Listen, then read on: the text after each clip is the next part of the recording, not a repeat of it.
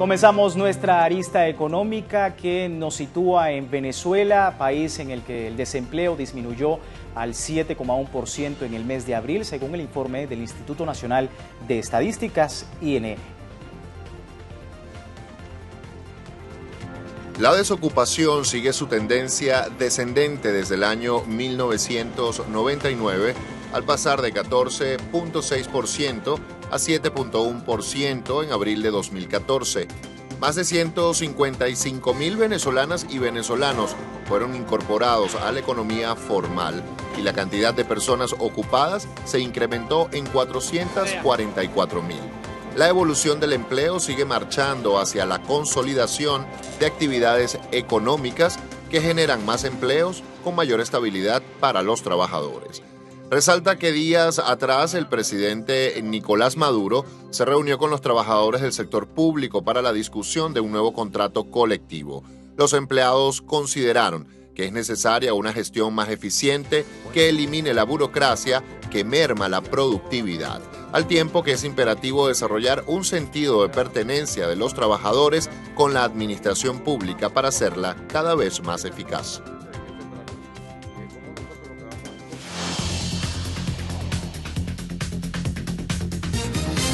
Bueno, oportuno el análisis de estos datos. Conversamos desde Argentina con Alfredo Serrano, doctor en Economía y director del Centro Estratégico y Latinoamericano de Geopolítica, CELAC, para que nos dé su opinión con respecto al tema. Alfredo, bienvenido nuevamente a Impacto Económico y a la audiencia de Telesur. Hola, buenas noches Luis y buenas noches a toda la audiencia de Telesur. Bueno, y hablar de Venezuela, ¿no? 7,1% descendió la tasa de desocupación en el mes de abril en ese país latinoamericano. Preguntarle qué refleja esta cifra en el contexto de la permanente guerra económica impulsada desde algunos sectores de ese país. Es una cifra que ha pasado desapercibida en la mayoría de medios hegemónicos a nivel internacional y también en buena parte de la prensa venezolana, porque no le gustan explicar que una tasa de desempleo tan baja y que sigue siendo a la baja en un periodo tan hostil de una guerra económica emprendida ferozmente desde la muerte del presidente Chávez por parte de ese sector del empresariado privado que ha procurado desestabilizar y desajustar toda la economía venezolana con prácticas de usureras, abusivas, especulativas, y que serían casi ya denominadas los nuevos fondos buitres.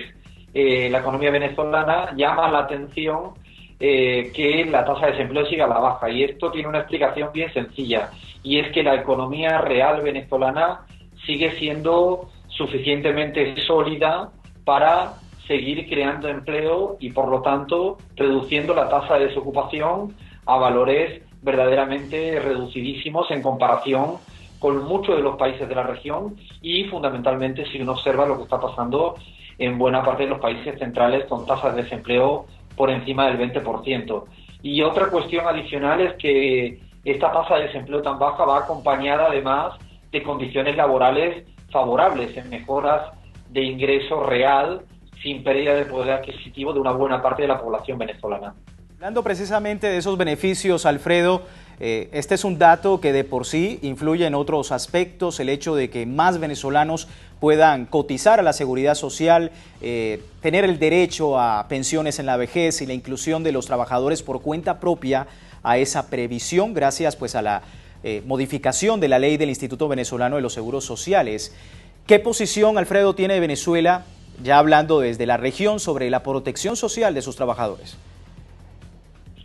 Exactamente, la situación laboral. Venezuela, en términos comparativos con la región, además de esta baja tasa de desempleo, tiene un sistema de protección social infinitamente más universalizado que la mayoría de países en la región, por no hablar de aquel arco pacífico que tienen políticas neoliberales y que dejan excluido a buena parte de la población.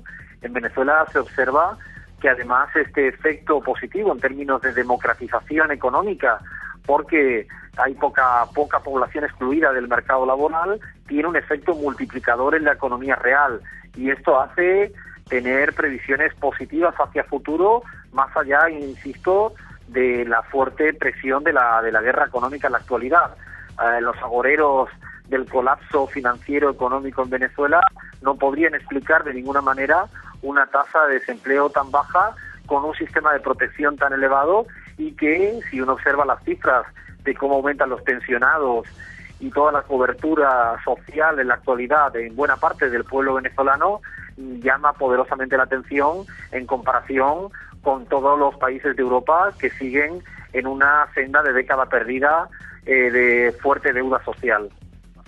Bien, Alfredo, si me permite, y en el contexto del tema, a continuación vamos a revisar precisamente un dato importante, que es la evolución del salario mínimo con respecto a la canasta básica en Venezuela. Veamos los datos.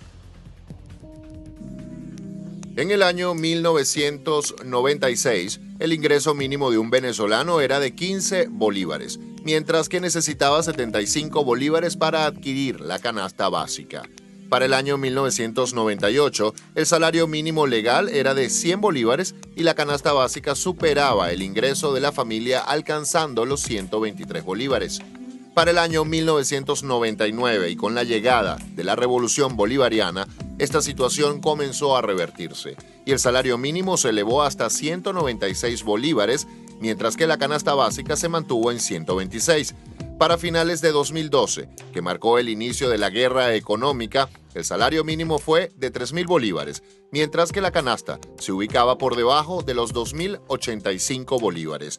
En 2013, el incremento de salario mínimo se ubicó en 4.408 bolívares, respecto a la canasta alimentaria, que se estima en 3.000 bolívares. Alfredo Serrano, doctor en economía con nosotros, él ha estudiado de cerca la realidad económica venezolana. Realidad, Alfredo, que hemos visto en estas cifras, y bueno, tu opinión también sobre el contraste, ¿no?, de estas cifras con la Cuarta República, porque hace 15 años el sector informal era el sostén de 50,2% de aquellos que ocupaban su tiempo en una actividad económica. ¿Cuál es tu lectura? Estos días me llamó poderosamente la atención leer en algún titular de la prensa opositora en Venezuela haciendo comparaciones, quiero pensar que son erráticas, sin malas intenciones, entre comillas, que comparaban los salarios mínimos de una época y otra, y lo que no decían nada es que el salario mínimo en la época de la Revolución Bolivariana es un salario mínimo digno, con un fuerte poder adquisitivo, y de ahí se deriva esta democratización de las pautas de consumo en la mayoría popular del pueblo venezolano, en comparación con esa población que estaba absolutamente excluida en la época de ese pacto del punto fijo. Es un pacto por arriba, excluyendo a los de abajo, en las cuales las décadas neoliberales habían generado una deuda social galopante, y que no tiene, hoy en día hay que tener una gran memoria para intentar explicar cuál ha sido el proceso de saldar la deuda social y pasar a una fase superior de redistribución de la riqueza social en el terreno laboral, que es algo determinante, y en materia de salarios es uno de los resultados más favorables si uno compara esa república, esa Cuarta República sellada en un pacto, insisto, por arriba, excluyendo a los de abajo, a diferencia de esta nueva revolución bolivariana inclusiva y democratizante en materia económica. Lo cierto, Alfredo, es que es un dato que también llama a la reflexión por parte del gobierno en torno a lo que es la producción, ¿no?, de ese país, y que tanto ha comentado el propio presidente Nicolás Maduro en sus alocuciones. Muchísimas gracias, Alfredo, por este tiempo con la audiencia latinoamericana. Gracias a vosotros, un abrazo. Muchas gracias. Alfredo Serrano, doctor en economía, aquí en Impacto Económico, y bueno, nosotros así finalizamos.